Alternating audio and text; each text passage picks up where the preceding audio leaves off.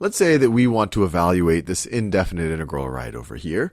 And you immediately say, hey, you got the square root of 4 minus x squared in the denominator. You could try use substitution, but it really doesn't simplify this in any reasonable way. How do you tackle this?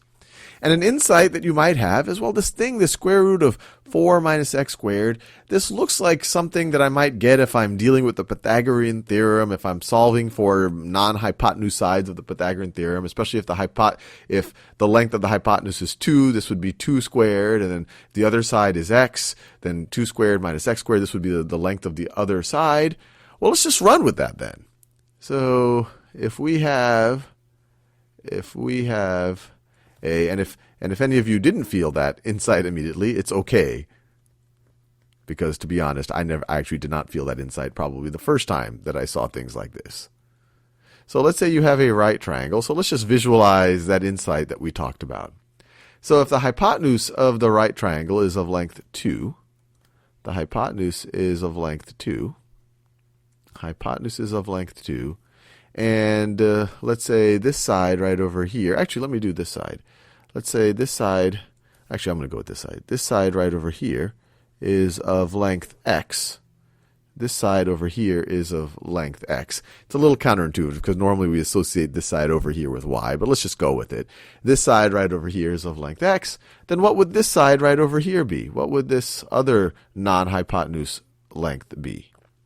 Well, just if you solve for it using the Pythagorean theorem, you get that it is going to be the square root of the hypotenuse squared, 2 squared, which is just 4, minus the other side squared, so minus x squared. Well, that's interesting. That is this expression, that insight, that intuition that we may have had when we saw this right over here. But still, how does that help us? Well, this is where the trigonometry comes in. Because if we define...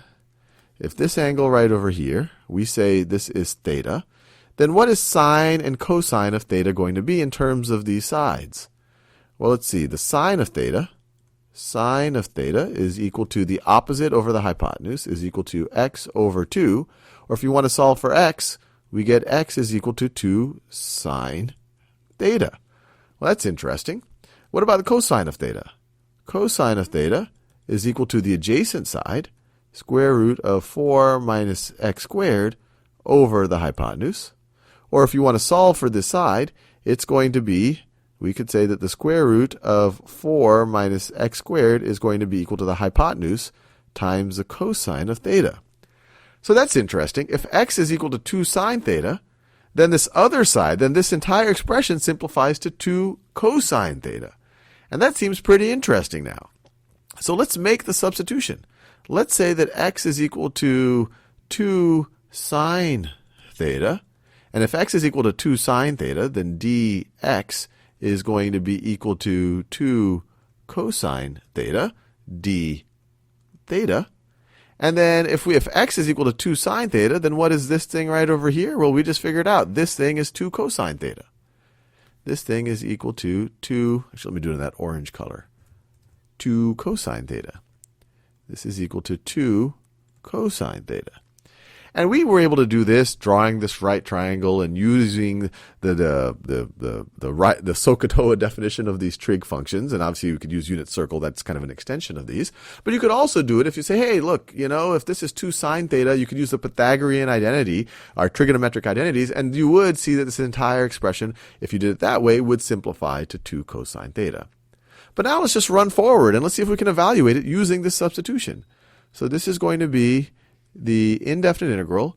So dx, so 1 times dx, that's going to be, dx is 2 cosine theta d theta. So let me write that. That is 2 cosine theta d. I'll write the d theta out here.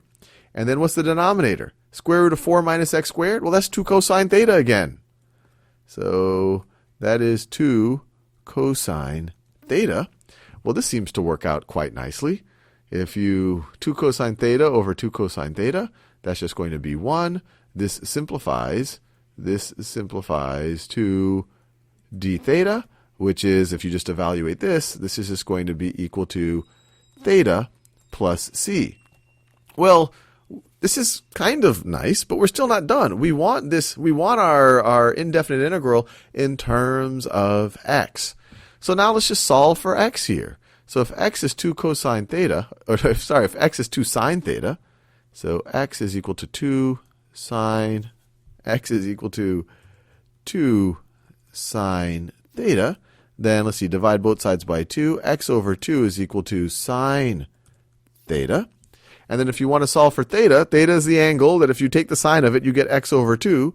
So we could say, let's give ourselves a little bit more real estate, that theta is equal to the inverse sine of this thing, x over 2. We could write it that way. Or we could write that theta is equal to the arc sine of x over 2. So this is going to be equal to theta is arc sine of x over 2. So let's just do that. Arc sine of x over 2 plus c. And we're done. We've just evaluated that indefinite integral. Now, some of you might have noticed something. I kind of brushed past it really fast just to give you the big, see the forest for the trees. But there's some interesting details that it's, I think, worth digging into a little bit over here. So the first one is, you might see that, look, the restriction on x here is, or the domain here on this expression is restricted. So let's just keep track of that to make sure that we didn't do anything strange when we did that substitution. So the domain here, x has to be greater than negative 2 and less than 2. If the absolute value of x were equal to 2, then you would have a 0 in the denominator. If the absolute value of x is greater than 2, then you're going to have a negative in the denominator, and that's not defined. So this right over here is the domain. So let's say make sure that our substitution didn't do anything weird with that. So if x has to be between negative 2 and 2, and we're saying x is 2 sine theta, that means 2 sine theta would have to be between negative 2 and 2. So negative 2 would have to be less than 2 sine theta, which would have to be less than 2. We could divide all the different parts of this compound inequality by 2, and you're going to get negative 1 is less than sine theta, which is less than 1. And the way we can do that is if theta is less than pi over 2, at pi over 2, sine of theta would be equal to 1. And if theta is greater than negative pi over 2. So if we restrict it in this way, if we say theta is going to be in this range right over here, then we are restricting our domain in a reasonable way. And this works out well because this typically is the range for the arc sine function. So we could feel good about that. Now, another question that you might have is, okay, well, look, we divided by cosine of theta here, but that's okay as long as cosine of theta does not equal 0, because you don't want a 0 in the denominator. And the good thing about this restriction on theta is as long as theta is greater than negative pi over 2 and less than pi over 2, cosine of theta is going to be, it's not going to be 0, and actually it's going to be positive. If negative pi over 2 or pi over 2 are allowed, then you would get a 0 down here, and we would have to think about restricting things in some other ways. So it looks like everything is cool.